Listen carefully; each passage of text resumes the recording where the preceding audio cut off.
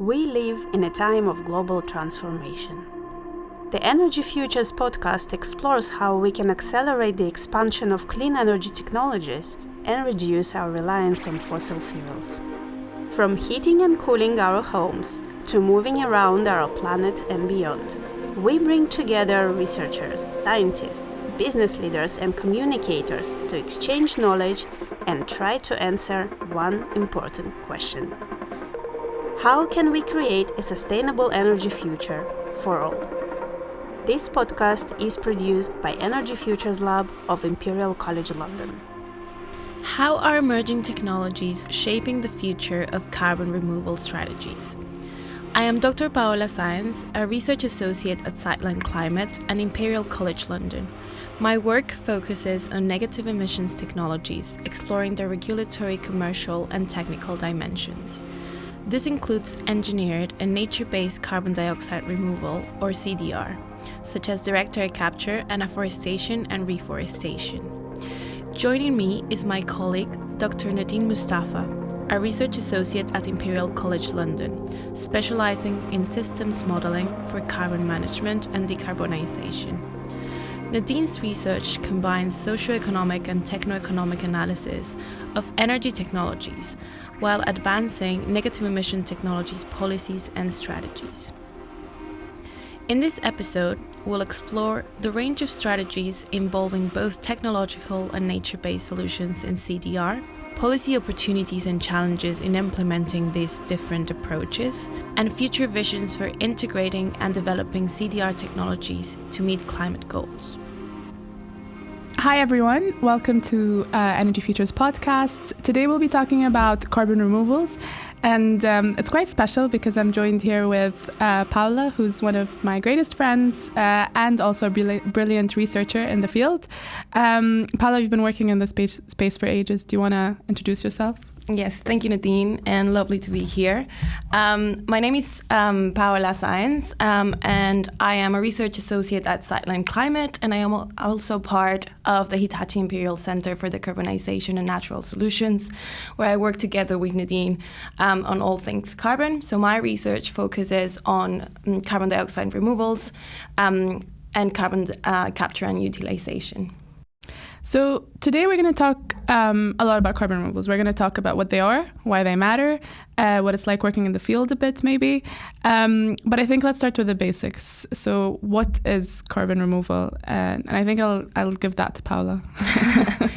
Well, carbon dioxide removal is literally anything that pulls CO2 out of the atmosphere.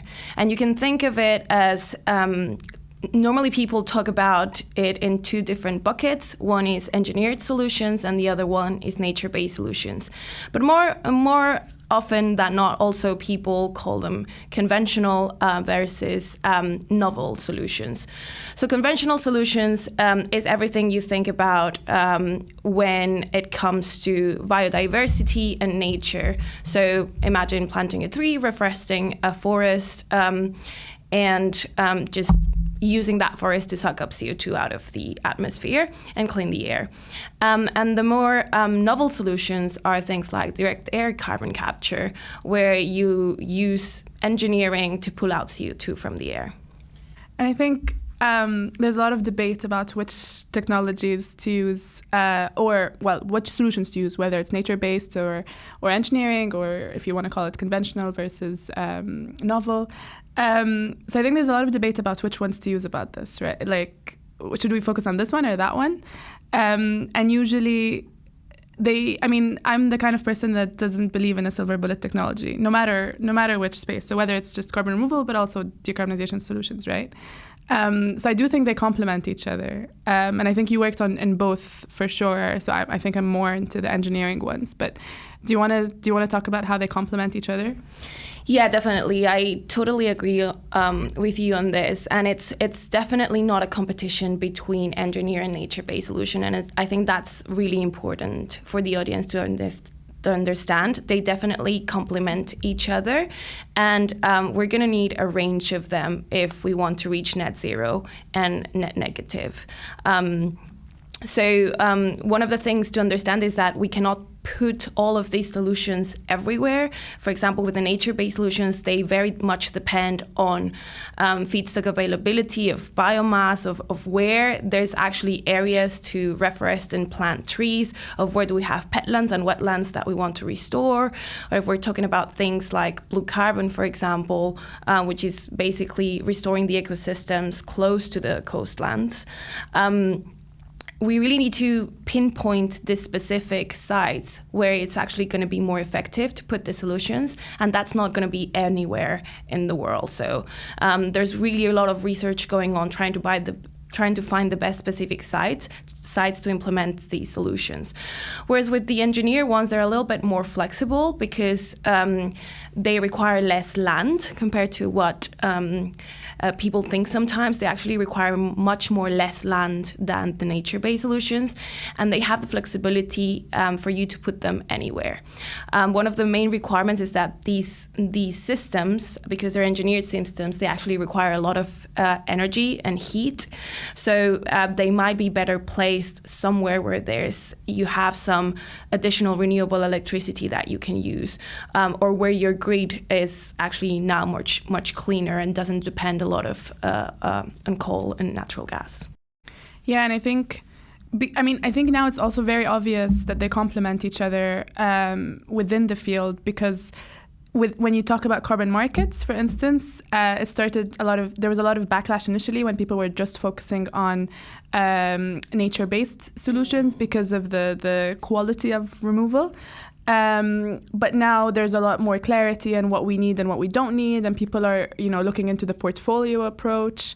And just for some background, I'll talk a bit about this. So essentially, the different carbon removal technologies have various qualities, and in that sense, they have different permanence. Let's talk about permanence, I think. Let's focus on that.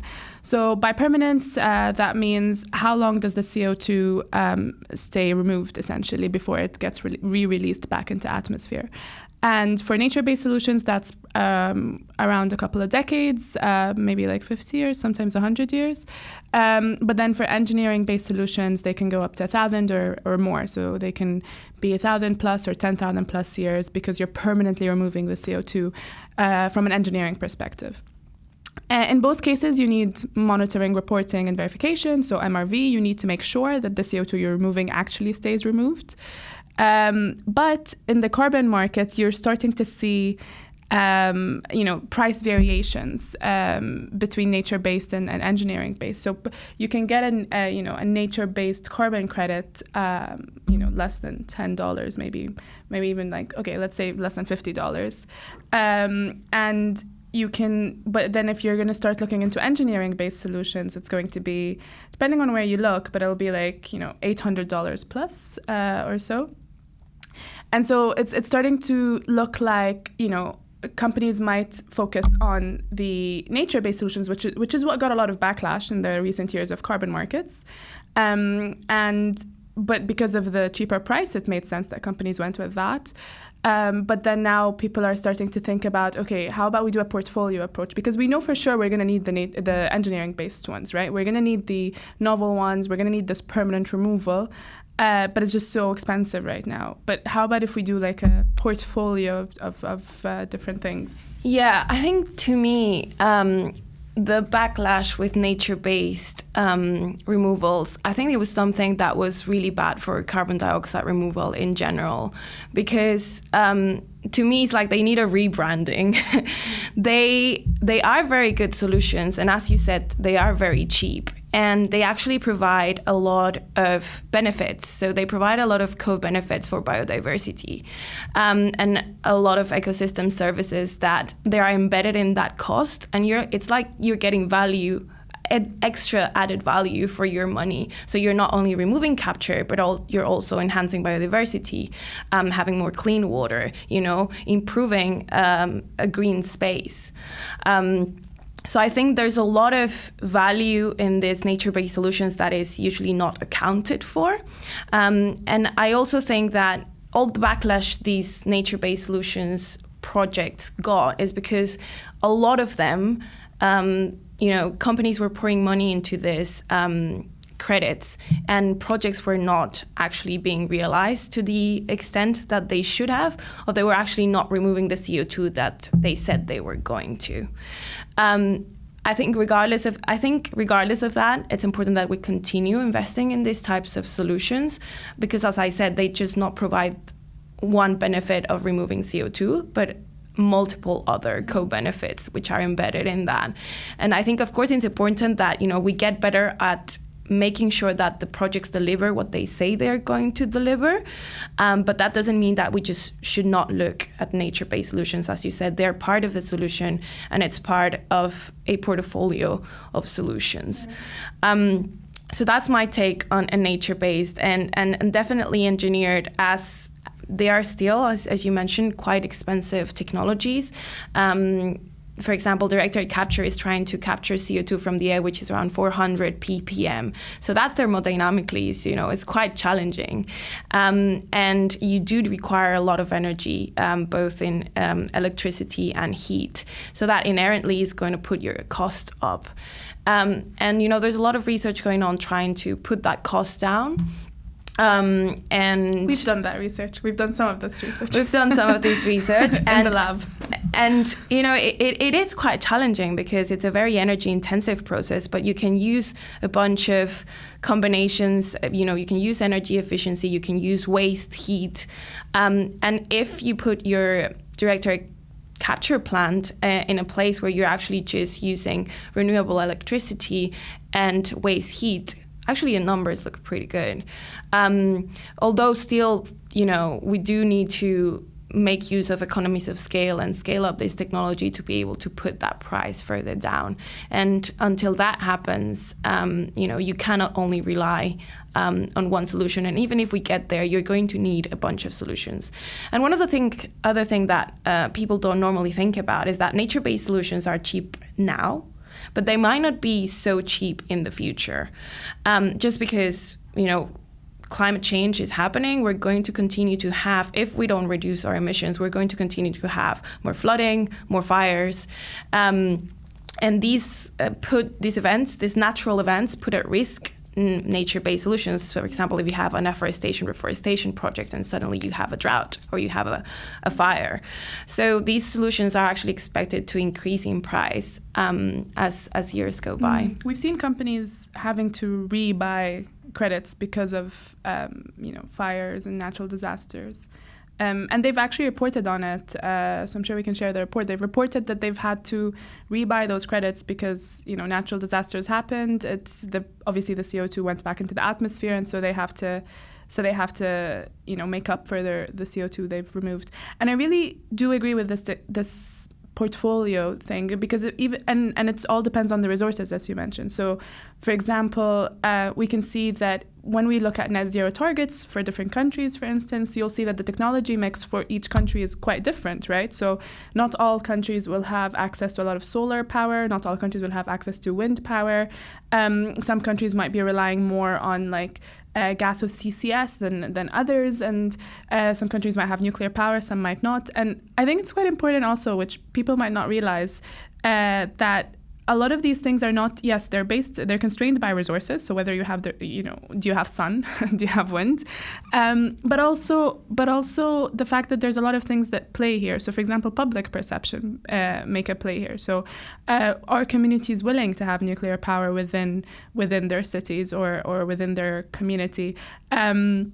And you also need to think about the policy, what are the regulations that exist within this country? And I think sometimes, even as researchers, sometimes we're like, okay, well, this technology works. We just it's not happening? We just need X, Y, and Z. Why is this not going on? And then I think as we've seen, in our careers so far, that we've done this in the lab, we know it works, right? And then we went to the real world. Right outside our lab, we realized there's a lot of things at stake. There's the, how expensive is it? How are we going to fund this? Are there business models? And I think a lot of these technologies actually, not just carbon removals, but a lot of the decarbonization technologies, the challenge is route to market. How are we going to have business models for this? Because we know we need to reach net zero. There's a lot of pathways to reach net zero. you can look at all the different pathways and scenarios that IPCC does, and it really depends, what technology mix you use and what scenario you take.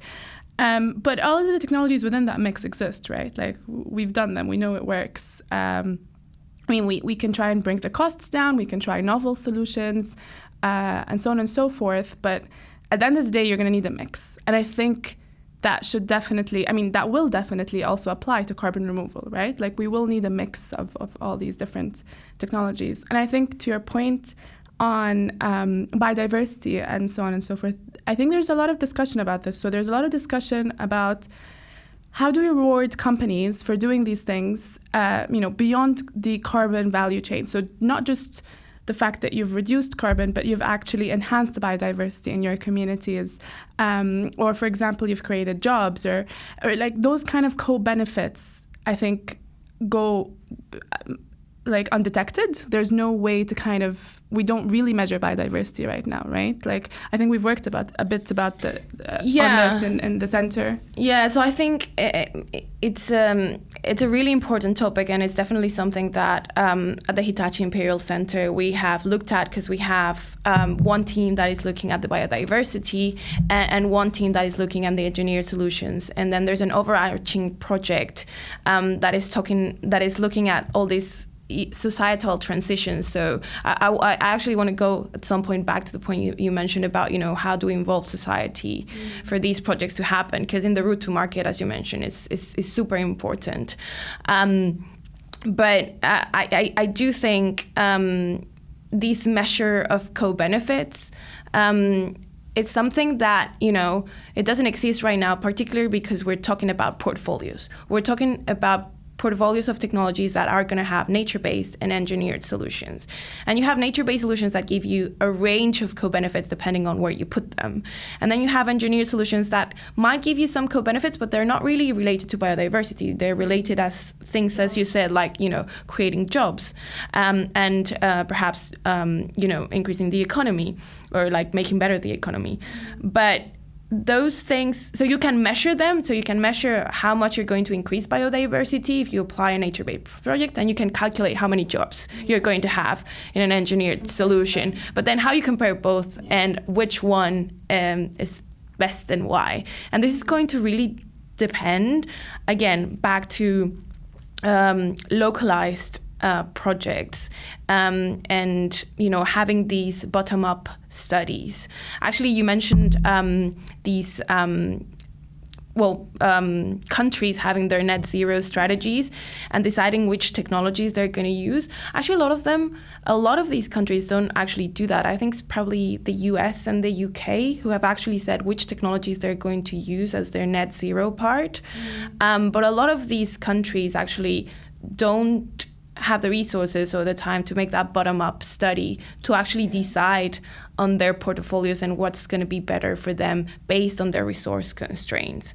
And I think more research on that is definitely needed, right? Because we know what we need, so we can help them design. Yeah, I remember someone did this analysis to look at the nationally determined contributions. So NDCs are what you put into the Paris Agreement. And essentially, I can't remember the number right now, but I think less than 20% of the countries actually, for example, go and be like, we have 10 cement plants, 10 steel plants, 10 gas plants, and then start looking into the technologies they can use to reduce, and they go like, okay, this is how much we can actually reduce our emissions, so let's say 80%, and these are the technologies we're going to use. So this is a bottom to top approach, right? And then saying, based on doing this, then they can be like, so by 2030 we can achieve this much reductions just because we've increased efficiency in operations and so on and so forth.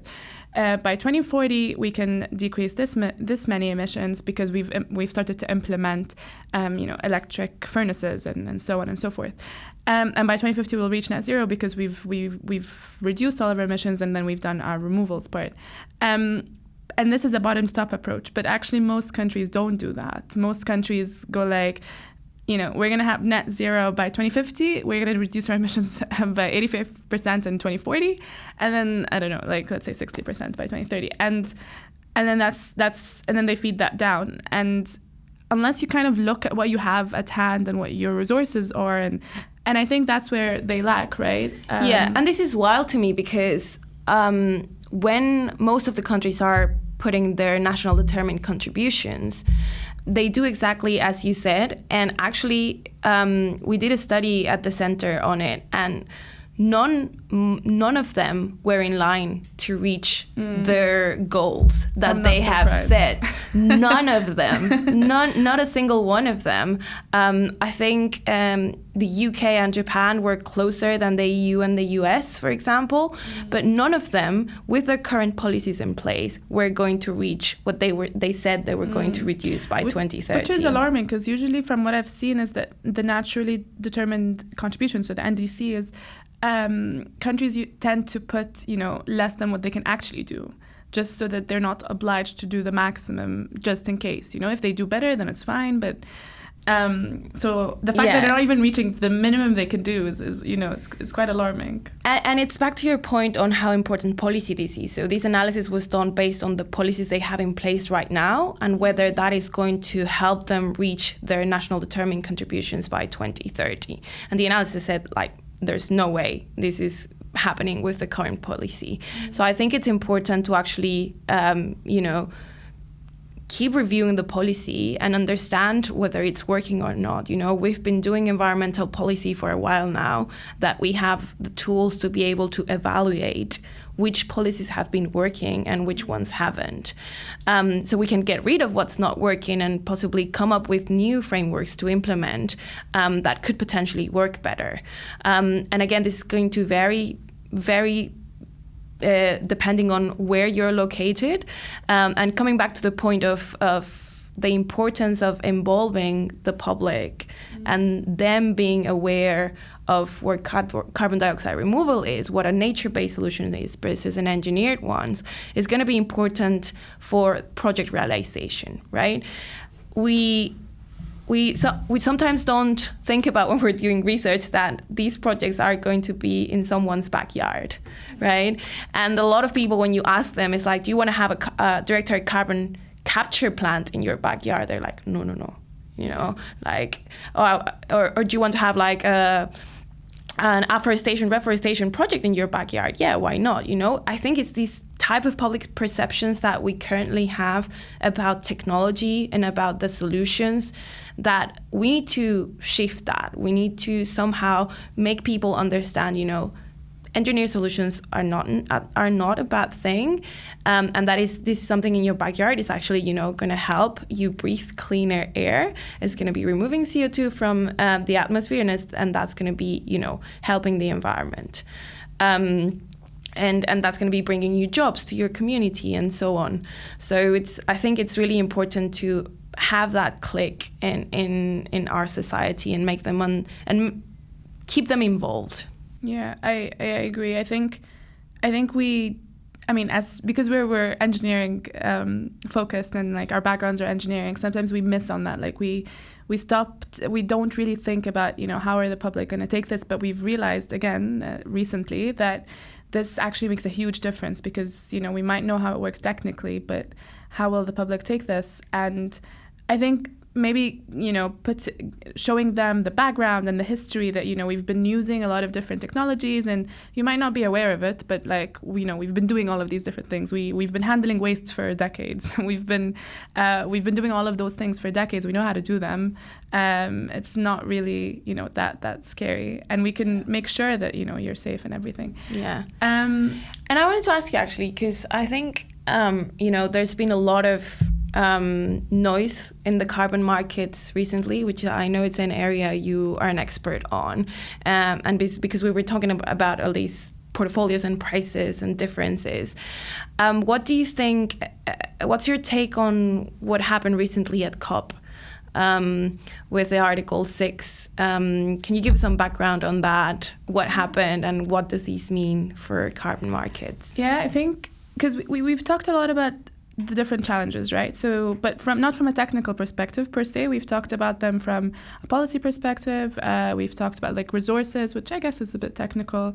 And so I think the next technical challenge, in my opinion, or like not the next, but one that I think is quite important, is the carbon accounting of things, right? So how do we know that we've actually removed CO2 or reduced CO2 with whatever technology or whatever efficiency we've increased, and so on and so forth? And carbon accounting can be quite complicating.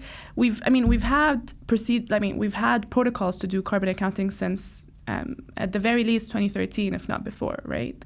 But suddenly carbon dioxide has a price. And so now it's like, if we do this carbon accounting slightly wrong, you'll pay more or less, right? And so it's become this really important thing that people are looking into.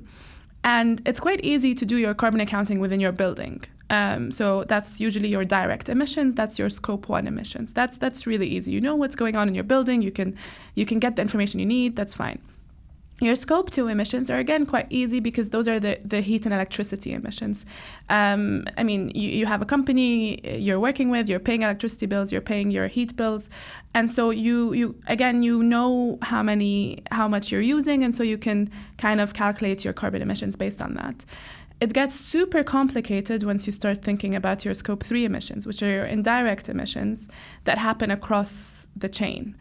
And this is not for carbon removals, but I'm just trying to show that carbon accounting has become something that people are really, really looking into, as on a scale of a chain, right? Like on a supply chain or a value chain. And then you zoom in and you start having to do carbon accounting for carbon removals. So how much CO2 are you actually removing so that you can, get your certificate saying you've removed this 1 ton of CO2, and you can sell that. So it has an economic value now. So you really have to get it right.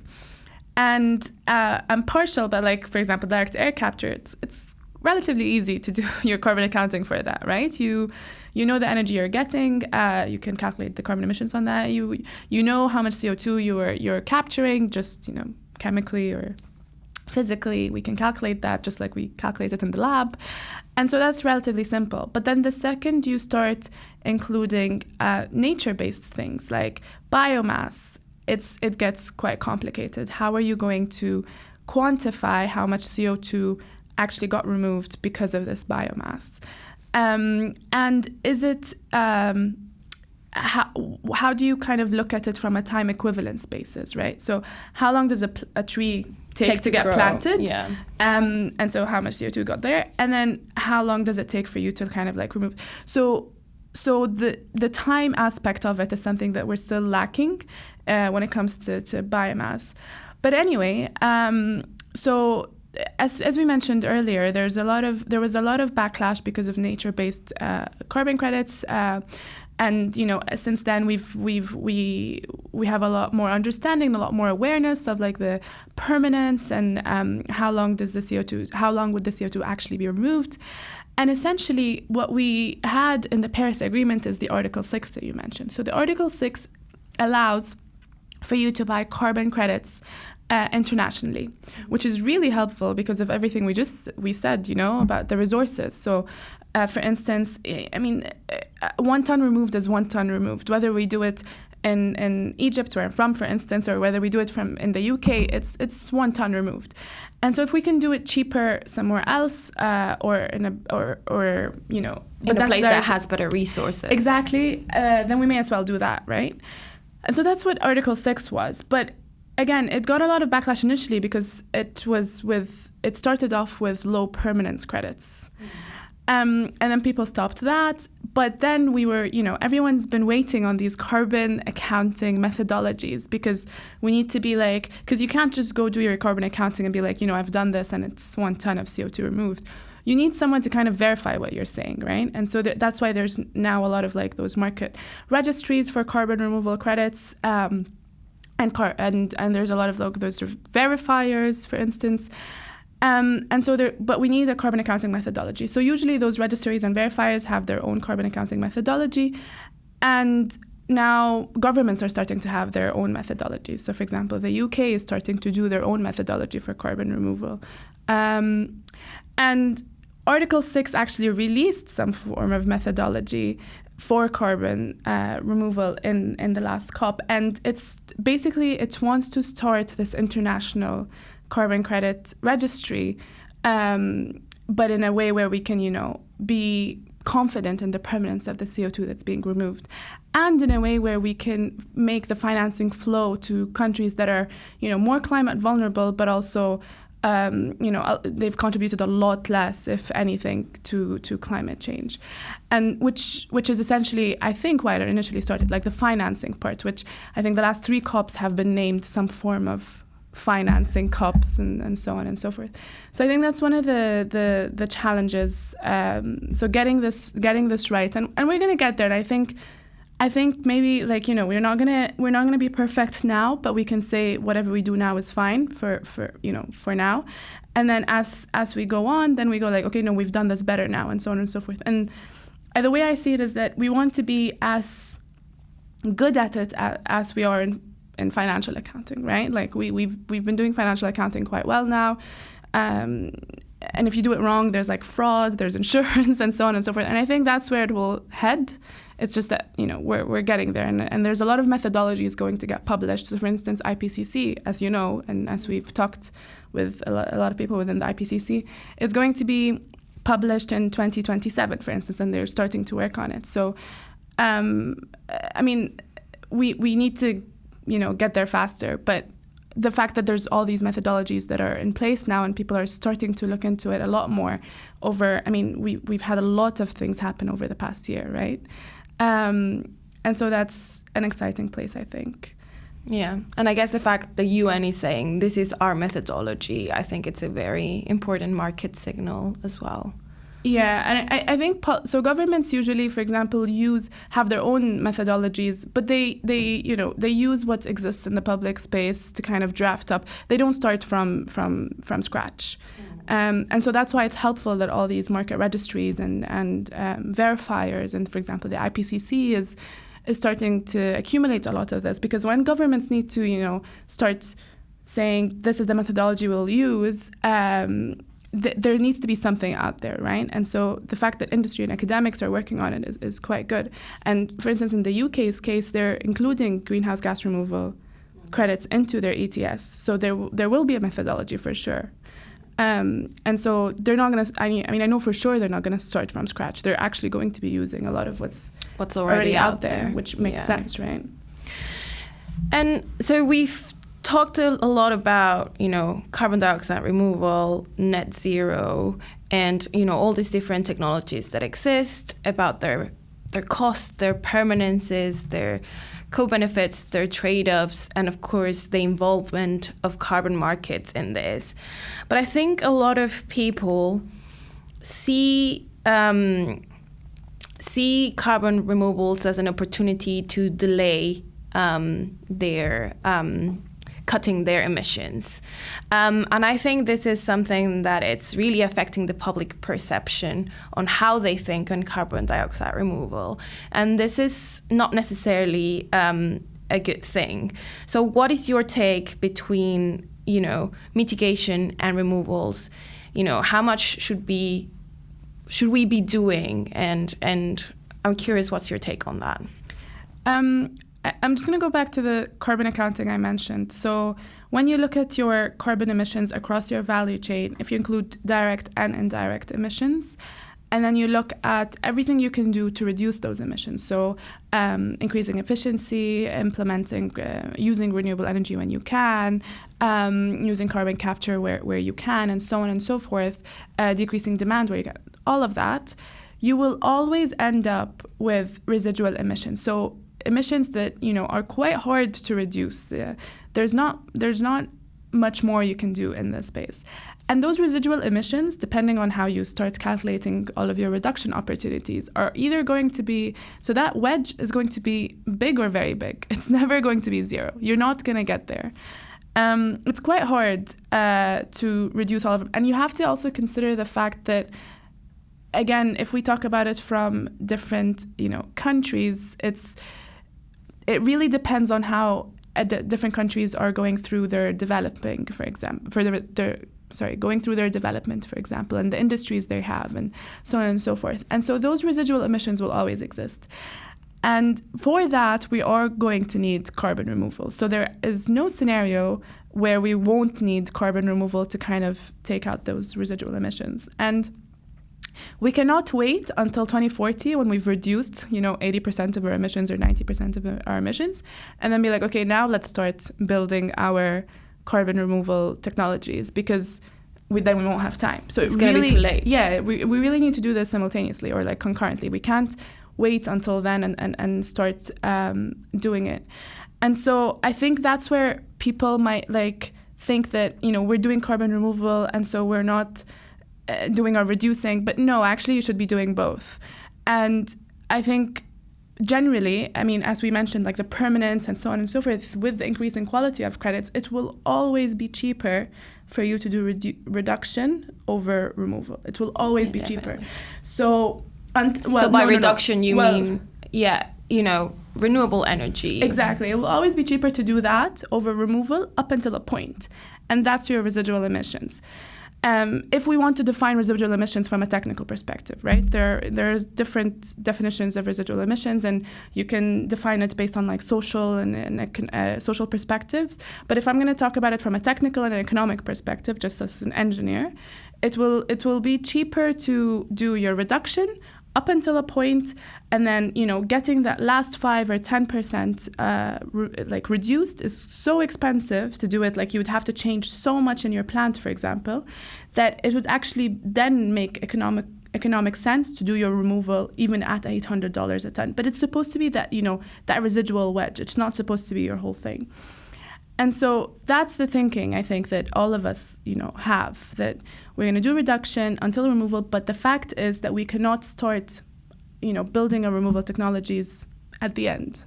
It's going to be too late. We're going to start. We're already, as you said, we're already too late with a lot of things, right? Like we're already missing targets. So I think that's the part that I would. It's quite important to clarify. Yeah. But yeah, I don't know. Do you want to add anything to that? I think, I definitely agree with that. And then, of course, we have the hard-to-abate sectors. We have things like steel, cement, aviation, which even if they reduce their Scope 1 and Scope 2 emissions, their Scope 3 is such a large amount that it's very hard to decarbonize with normal reduction measures. Because, you're not going to have a long-haul airplane flying on a battery, at least not in the short term. Yeah. So I think thinking like removals in this hard-to-abate sector's perspective play a very important role, because it's probably the sectors where they're going to be deployed at a larger scale and where they're going to be used the most to reduce the emissions from these sectors. So I think that's quite important to understand as well. Yeah, I think the hard-to-abate aspect is quite important. And I also, as you said, we might not have long-haul flights with batteries in a very long time. And it's important to note that, we're all working on all of these technologies. And sometimes people assume that we can, do everything with 100% renewables, and we can't. There's the intermittency issue. But also, if, for instance, we get to the stage where we can do the energy storage and renewable energy at 100%, which, again, it might be, one specific country or one specific region that can do that. But let's assume that we can do that, then, all for it. But all of us are working on all of these different technologies, and we're going to need the technology mix inevitably, no matter what, because of the resources. And I think that's really, really important to kind of grasp. That there's no silver bullet, and it really depends on where you are in the world, and it depends on what industries you have and how your country is surviving from a social and economic perspective, right? Like your jobs, your people, and so on and so forth. And that's not to say that we're not working on energy storage, right? People are working on energy storage, but we're also working on this and everything else, because inevitably we're going to pretty much need everything under our belt. Yeah, no, definitely. And I think also important here, because we're going to need, we've been pushing for all of these studies that are more focused, more regionalized, that look at the feedstocks and the energy requirements and the capabilities of each country or region, to provide, to help this technology mix that we're talking about. And I do think sometimes we've seen in our work where some countries are being left behind just because there's a lot of data being published, but perhaps it's not in English, so it doesn't get into the studies, or perhaps there is a lack of data, or it's somewhere else to be found. And I think, all of these countries, they play a very important role. A lot of these countries, for example, I think Imperial did a recent study on where these, lack of data was, or where we don't have a lot of information from these countries, and I think it was Latin America and Africa that showed up. And these two regions really represent a lot of natural resources and land, and to for example, to put nature-based solutions in place. And the fact that we don't have information on them, it's something that we should work on. Yeah, I think we talked about this a lot given our backgrounds. So just for reference, I'm Egyptian and Paola's Mexican. And so we because we've been doing a lot of our research at Imperial in the UK, we've noticed that we actually have a lot of information from like Europe and the US and Australia and North America in general, and so we've recently actually wanted to, start looking at what does this mean for other countries with other resources, and how are they going to reach their net zero sustainably and but also develop, right?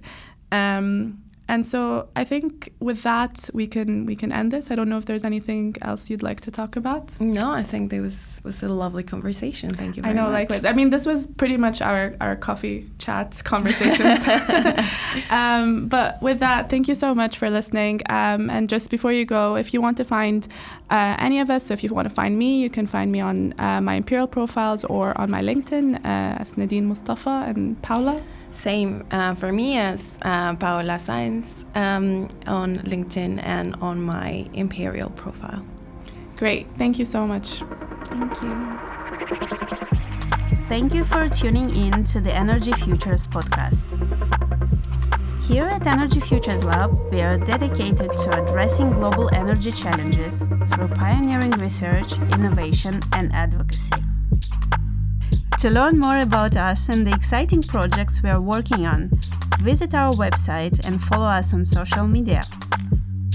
If you enjoyed this episode, please like and share and subscribe to stay up to date with our latest content.